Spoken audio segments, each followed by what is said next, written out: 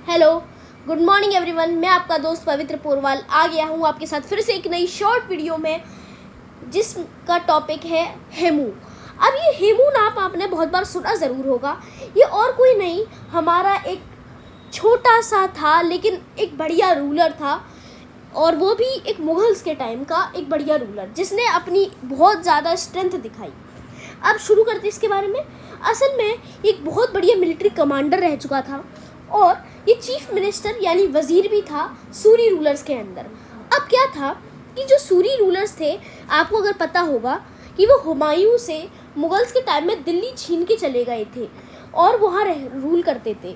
लेकिन जब सारे सूरी रूलर्स जो इम्पोर्टेंट थे और जो स्ट्रॉन्ग थे, जब उनकी डेथ हुई तो कुछ आखिरी के जो सूरी रूलर्स थे जो कमज़ोर थे, उनके तो चीफ मिनिस्टर था, उसका नाम था हेमू।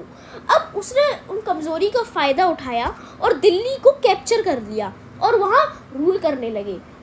अब हेमू ने ये चालाकी तो दिखाई और उसने कुछ साल रूल भी किया, उसने अच्छा किया भी, और उसने वो अपने आप को जब रूल करता था वो एक रॉयल नेम के अंदर बुलाता था, हेमचंद्र विक्रमादित्य। ये आप समझ गए होंगे नाम से कि क्या वो अपने आप को एक बढ़िया मानता था, स्ट्रॉन्ग मानता था। और सेकेंड बैटल ऑफ पानीपत हुई। अब आप जानते होंगे कि मुगल्स में हुमायूं और बाबर, अकबर, ये लोग थे। अब बाबर का जो पोता, जिसका मतलब जो अकबर था यानी हुमायूं का बेटा, उसने second battle of Panipat Hemu के साथ लड़ी, क्योंकि आप जानते थे कि मुगल के टाइम पे मुगल ने दिल्ली पे रूल किया था।